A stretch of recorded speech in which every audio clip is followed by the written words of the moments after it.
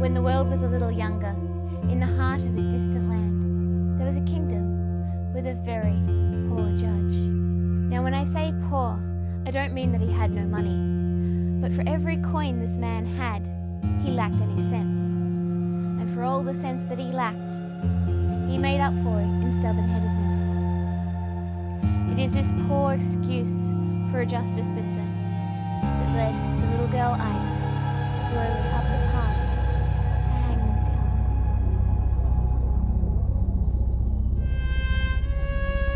A crowd had gathered to watch the stripped and beaten man make his way slowly up the hill to his final end.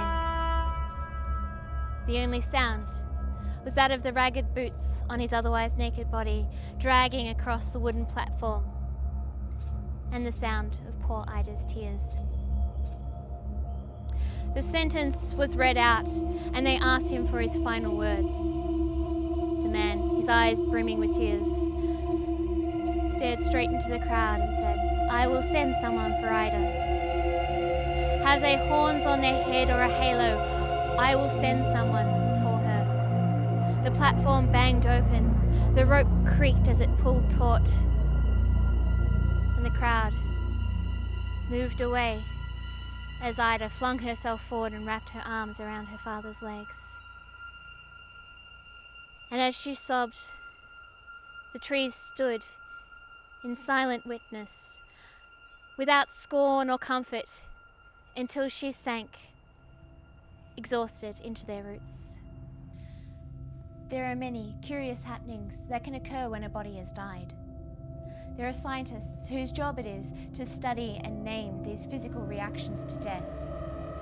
But in the era of our story, what happened to Ida's father was known only as angel dust. Ida didn't see her father's body twitch as it prepared itself for a forever of stillness. She didn't see his seeds spill forth to the ground. All she saw was the silhouette of a town in the distance that had left her with nothing.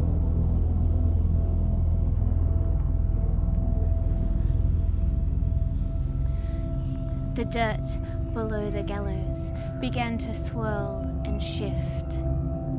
A low groan prompted Ida from her tears, and she watched on in horror as the earth swelled, drawing itself up into arms and legs. Its eyes blinked open and fixed a stony gaze on Ida, and she realized with a start that she was looking at a mirror image of herself made entirely of dirt, with knotted weeds and roots for hair. The creature opened its mouth and spoke in a voice like winds through the tree. "Be not afeared, for I am as you, sister from the earth. Come, let me dry your tears and tend to your care in the absence of our father." On hearing this, Ida collapsed into the dirt sister's arms, sobbing uncontrollably. "Where am I supposed to go? I have no family, no home, no father. What did the hangman plan for me? The judge, the king? I am lost." The dirt sister wound her arms around Ida and pulled her close, and a muddy kiss was planted on her forehead. "I will care for you and bolster you up until you wear a crown on your head. Come, sister of mine, I will find us a new home." As they left the gallows, Ida slipped her father's wedding ring off his finger and threaded it on a chain around her neck. The dirt sister wound a python-like grip around Ida's wrist and led her down through the town. Despite them being the same size, Ida was struggling along behind her at this fast pace that was set by her sister. And she was just about to ask that they take a break, 5 seconds to catch her breath, when suddenly they stopped. Ida knew the house, of course. Everyone in town knew the house of the executioner, the very man that had hung her father. A cold chill ran the length of Ida's body, And the Dirt Sister stepped forward, spread her hands wide, and began to chant. Hear my song and note it well, as guilty conscience burns. Feel your life flitter away like ash into the urn. Through the window, Ida thought she saw a body fall to the ground. But when she was dragged inside by the vice-like grip of the Dirt Sister, all she found was a pile of ash on the carpet. The Dirt Sister released Ida and immediately set about preparing dinner of thick soup and crusty bread, after which Ida, exhausted by grief, fell into a deep sleep. Ida awoke to the stone-cold gaze of the Dirt Sister's eyes boring into her. "Sister mine," said the whispered voice, "I feel it is time we staked a claim on a nicer abode." And with that, the tight grip wound around Ida's wrist again and pulled her through the town.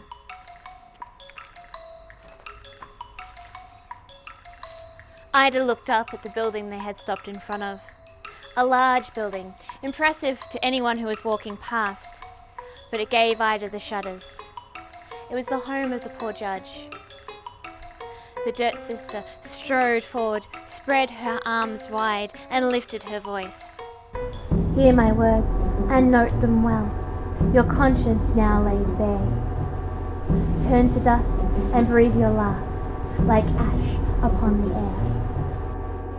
Ida didn't see anyone fall to the ground this time. She didn't have to. From within the walls of the building came a blood-curdling scream that turned Ida's body cold. Inside the house was like a dream to Ida. It was all carved oak and plump pillows. She could almost ignore the scattering of ash that blew across the floor. Inside the kitchen, she could hear the Dirt Sister preparing a luscious roast. And after she had eaten, Ida settled down into a deep, restful sleep.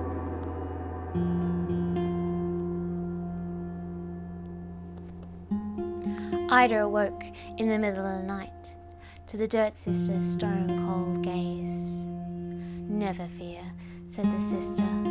"We will leave this place that troubles you so. I have a grander residence in mind for you." Suddenly, Ida thought back to the words that she had first said to her sister.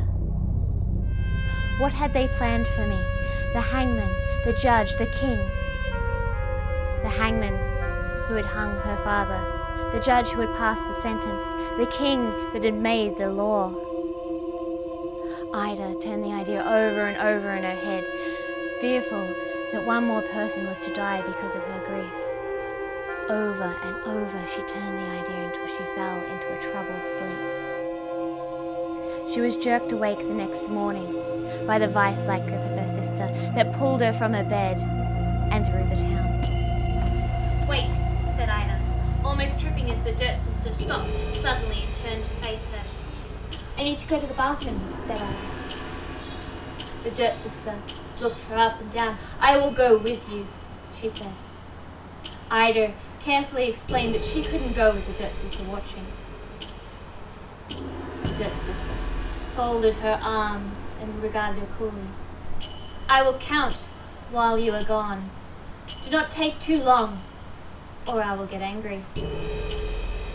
Ida quickly agreed and hurried away all the same.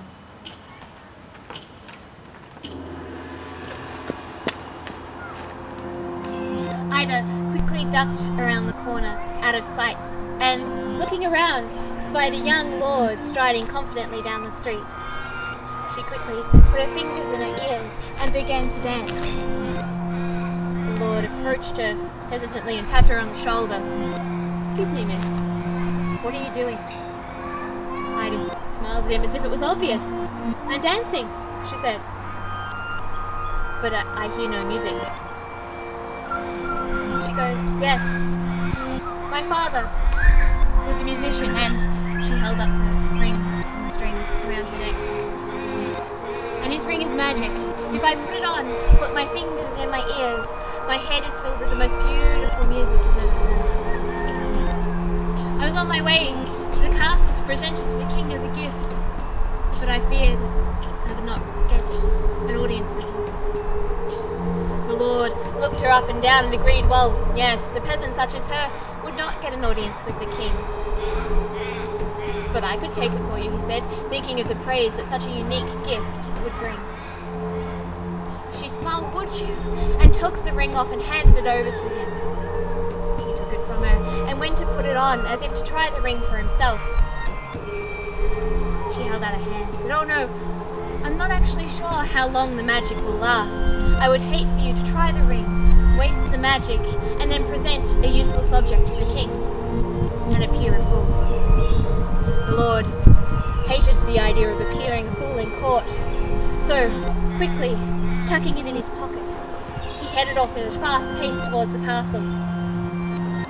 Ida smiled, turned and walked back to her sister to relent to the vice-like grip as they too made their way to the castle.